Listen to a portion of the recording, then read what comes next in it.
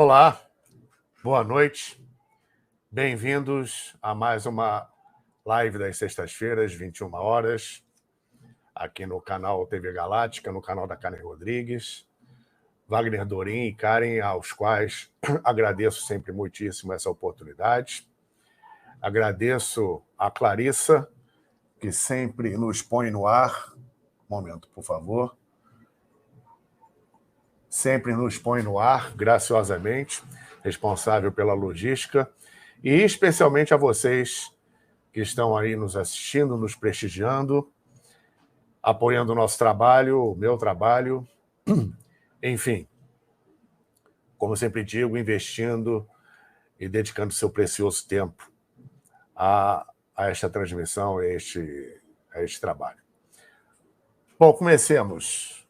O tema de hoje é autoconhecimento, que é a base de tudo, é o início e o fim de tudo, o alfa e o ômega, tá?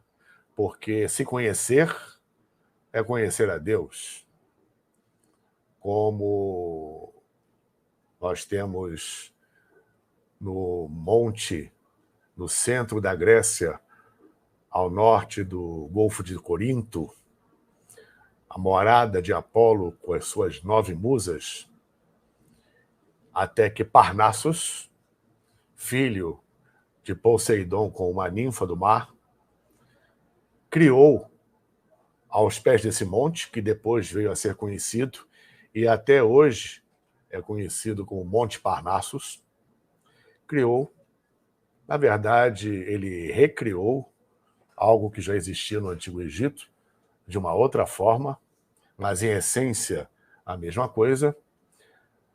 Na antiga cidade de Delfos, o grande oráculo de Apolo, ou o oráculo de Delfos, com as suas pitonisas, as suas sibilas e as sacerdotisas proféticas.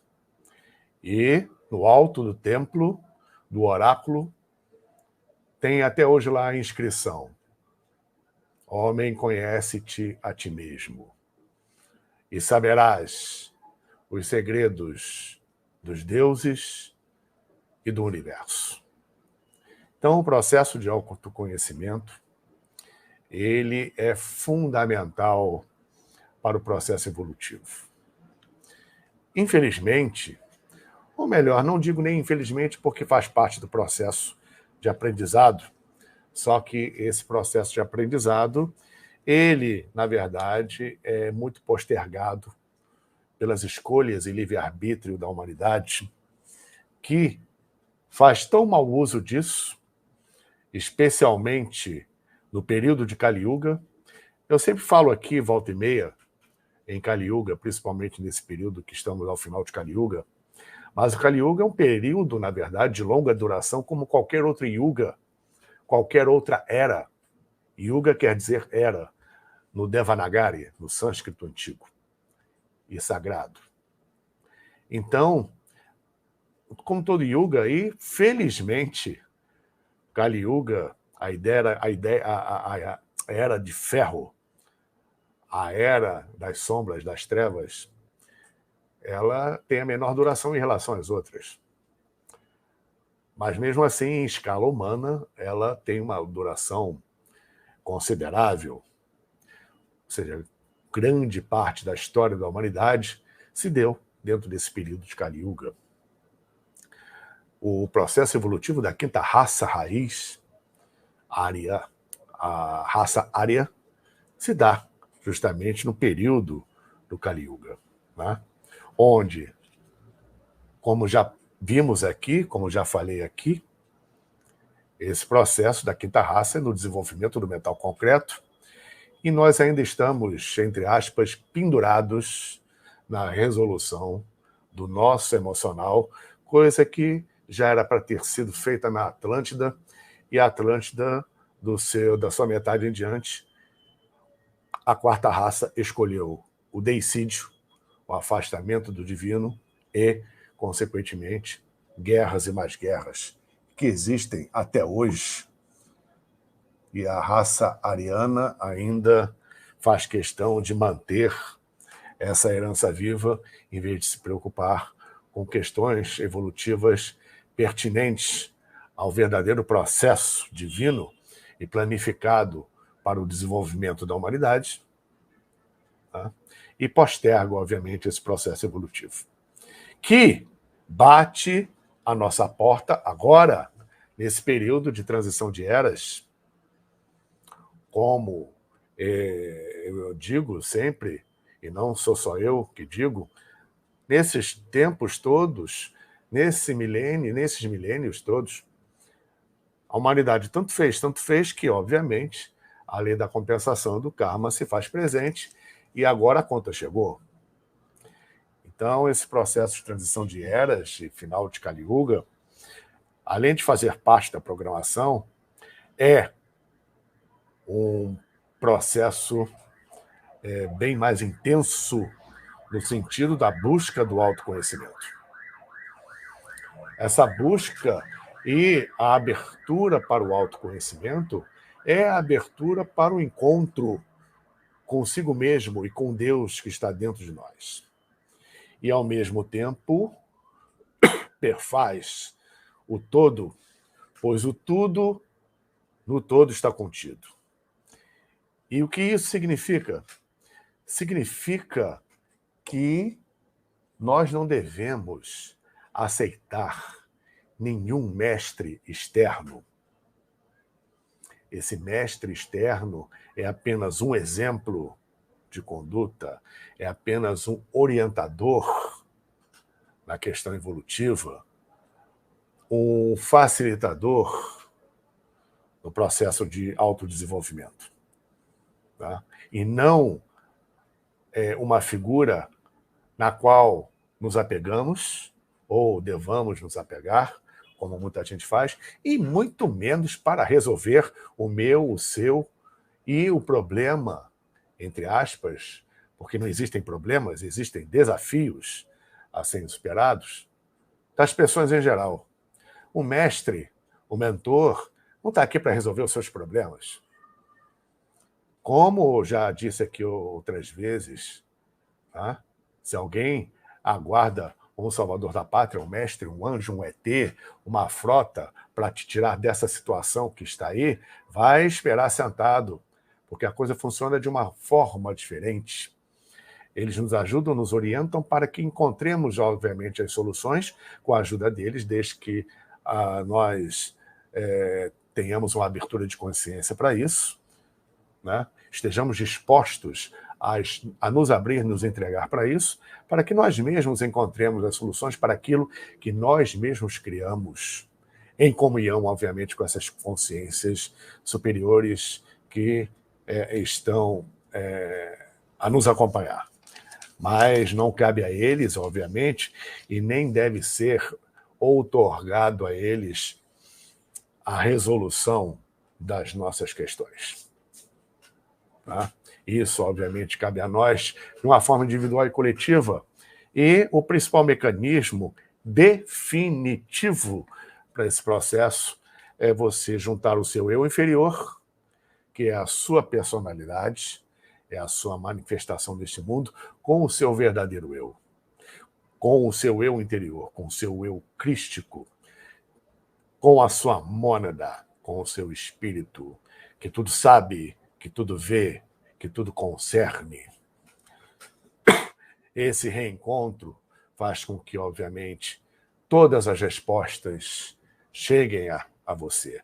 Esse reencontro faz com que a integração, como diz a frase, com o universo e com Deus se complemente. Isso, na humanidade futura, será uma condição sine qua non, uma condição normal da trajetória humana. Com o tempo, a nossa consciência vai readquirir, obviamente, a condição perdida anteriormente e que já está bem devagar, mas já está sendo recuperada no sentido desse reencontro, entendendo perfeitamente que as verdadeiras prioridades nas quais devemos nos basear em nossas vidas são bem diferentes do que até então nós colocamos, principalmente em termos de ego e em termos materiais. Eu não estou falando aqui que ninguém vai ser com isso candidato a santo, monge ou mestre, nada disso. Uma pessoa normal, obviamente, com uma consciência mais sólida, mais segura e, obviamente, uma forma diferente de pensar, de sentir, de se comportar e de proposta à mudança, transformação e transmutação interior. Coisa que, infelizmente, hoje em dia, ainda a humanidade está longe, mas, como disse anteriormente, faz parte do processo evolutivo que vai se dar, com ou sem atraso, num determinado momento. Seja ele em breve, seja ele mais para frente, não importa. Estamos dentro desse processo. Quando o seu computador dá defeito, quando a sua televisão, a sua máquina de lavar, o seu fogão, o seu micro-ondas, quando qualquer aparelho seu, qualquer coisa, né, a porta não fecha direito, enfim, começa a dar defeito, é preciso que você tenha um mínimo de conhecimento para saber o que fazer e ir lá consertar. Ou chamar alguém para fazer isso, que tenha esse conhecimento, essa capacidade e as ferramentas necessárias para executar o serviço. Quando você precisa ir a um médico, você está doente, precisa rever a sua saúde, o médico tem conhecimento instrumental suficiente para, com exames, etc., fazer um diagnóstico e, obviamente, não somente tratar a cura, quando esta é possível, e como principalmente evitar que a pessoa chegue a uma determinada condição. E para isso, sabe-se que uma reformulação nos seus hábitos é extremamente necessária para justamente evitar qualquer queda vibracional que vai afetar a sua saúde física, emocional e mental. Pela lei de Hermes Trismegistus, pela segunda lei do Kybalion, assim como está em cima é como está embaixo, funciona no universo inteiro de forma proporcional e análoga, mas em essência igual.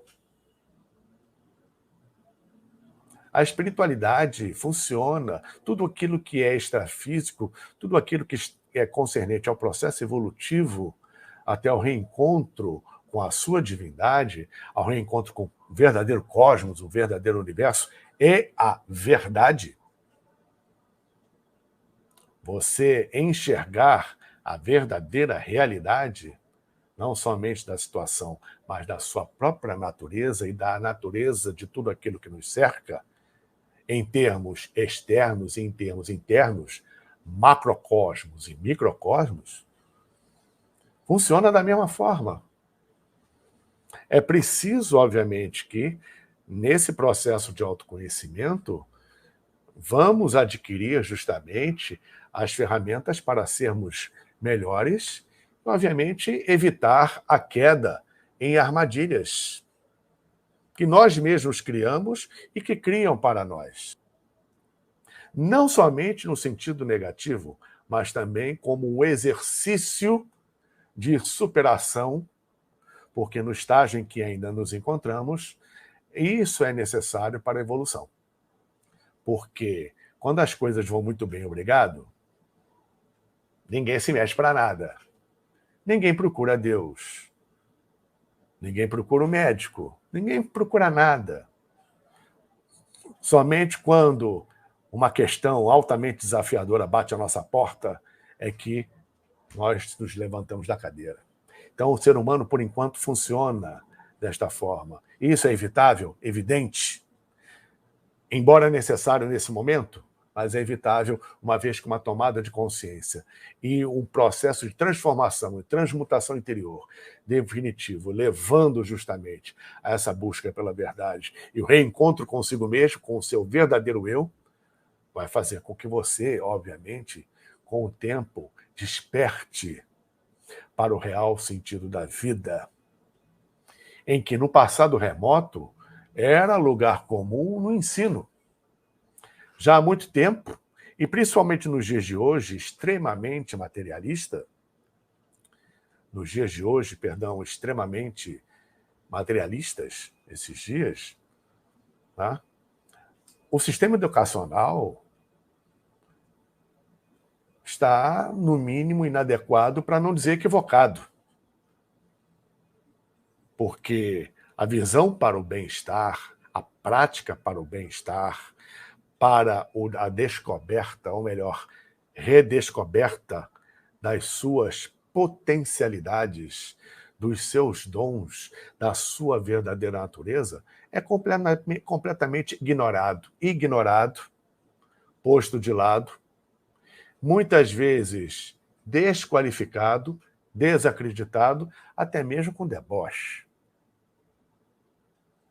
E no passado remoto, como voltará a ser no futuro, né, a prioridade no sistema educacional é o desenvolvimento das capacidades do verdadeiro potencial do ser humano, que são inúmeros os dons que o ser humano tem, ignora. As pessoas morrem, passam uma vida inteira e morrem lá com seus 80, 90, 100 anos de idade, talvez até um pouco mais, e fomos programados para viver bem mais que isso, sem saber um mínimo dos seus dons, dos seus verdadeiros dons, capacidades e potencialidades, que ficam inertes e aguardam uma outra vida para esse esclarecimento. Se você somar tudo, vai ver quanto tempo perdido no processo de livre-arbítrio mal utilizado e das escolhas que a humanidade em geral faz em não priorizar o que realmente é importante. E essa transição de eras faz com que tudo que está acontecendo e muito mais, que vem por aí, faz com que o verdadeiro sentido evolutivo, batendo à nossa porta, se faça presente numa tomada de consciência e numa mudança de hábitos. Você, quando levanta todo dia, você vai ao banheiro e lava seu rosto, escova os dentes. Você sai à rua sem roupa? Ou sai à rua de pijama? Depois toma o seu café da manhã, seu de jejum. Tem gente que nem isso faz. Mas não vai para a rua sem roupa, né? Não vai para a rua de pijama, né? Você troca a roupa, troca o pijama. Lava o rosto, pelo menos. Isso é o quê? É um hábito. Hábito é algo que está incorporado à nossa rotina, transformou-se em rotina, está incorporado no nosso dia a dia. Por algum motivo, você cria o hábito. E o hábito, ou melhor, um dos principais hábitos nesse sentido de autoconhecimento, que deve ser cultivado com uma grande seriedade e um preparo adequado, a nível físico, emocional e mental, principalmente de limpeza externa e interna, é a meditação. E dentro do processo espiritual, não cabe o curioso. Cabe, sim, aquele que tem uma verdadeira intenção de busca da sua real natureza, da sua realidade, da sua verdade, a verdade cósmica. Dentro desse processo, a pessoa vai longe.